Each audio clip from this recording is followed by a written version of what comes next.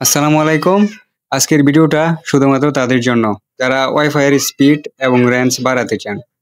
তাহলে চলেন দেরি না করে শুরু করা যাক আজকের ভিডিও। তো চলেন মোবাইল স্ক্রিনে।